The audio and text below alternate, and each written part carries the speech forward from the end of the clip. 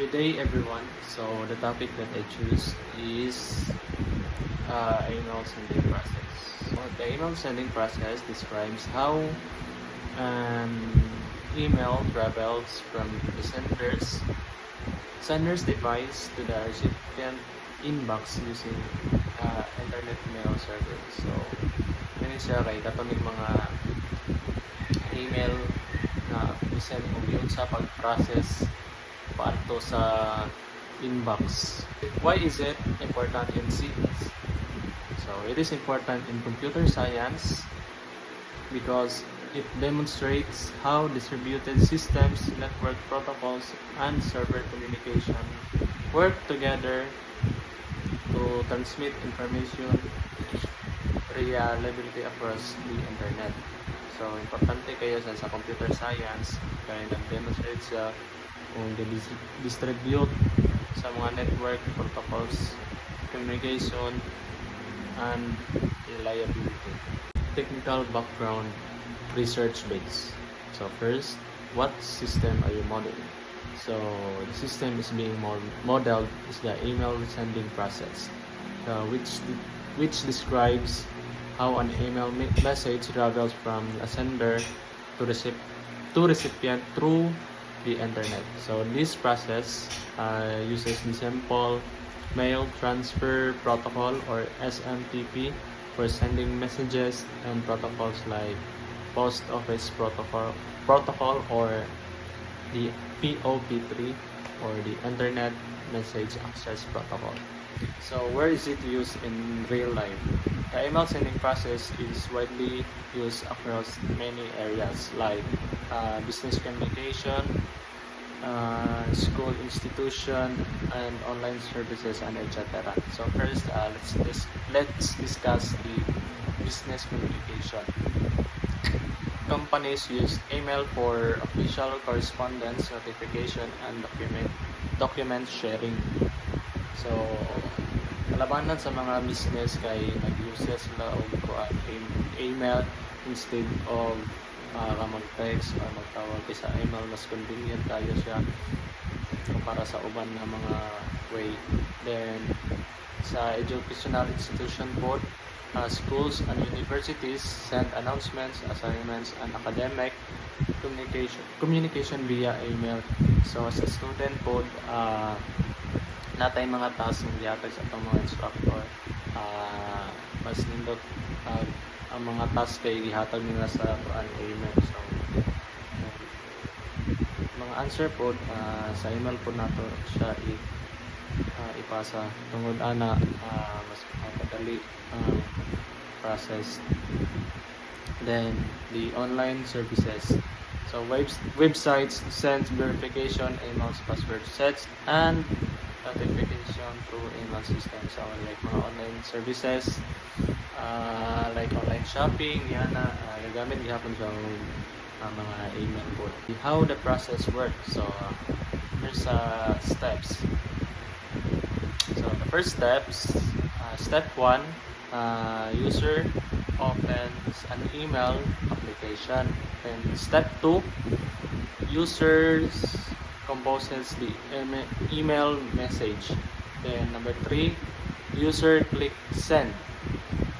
Step 4, email client sends the message to the SMTP server. Then step 4 is the SMTP server verifies sender authentication. Then step 6, SMTP server finds the recipient mail server using DNS. Then step 7, email is transferred to the recipient's mail server. Step 8, recipient mail server stores the message in the inbox. Then the last step 9, recipient retrieves the email using IMAP or POP3. This is the BPMN model of my report. So first, start the event. So you see the square, that's it. Then next, compose an email. Then click send, and after that send email to SMTP server. Then the server authenticated, yes or no. So if no, reject email and event. So if yes, it locates you from recipient mail server. Then after that, transfer email to recipient server. Then the server available, then there's yes and no. So if you click no, the queue email will go for reply. Then if yes, store email in recipient box. Then recipients retrieve email and event. So let's proceed to the inefficiencies, failure points, and security.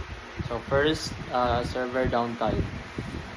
If the recipient mail server is available, the email cannot be delivered immediately. So sometimes maka-experience man taog mga server downtime. So if mag-send tag email na dili sa ma-delivered in exact time. The second is email interception. So emails transmitted without encryption may be intercepted during transfer. Then the last is spam phishing attacks. Attackers may send malicious emails pretending to be legitimate user. So karon uso na kayong mga scams. So gamiton nilang email para mag-legitimate sila, ang magpa-pretend para na sila yung mailag ng mga tao. Improve system design. First, encryption or DLS. Email should be encrypted during transmission. Then number 2, email queue system. If the recipient server is unavailable, emails are stored in a queue and retried later.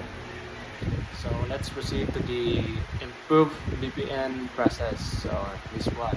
So insert the square indicates the start event. Then the second composes email. So parehas ni sa gaina. So kanay di pa improve lang siya.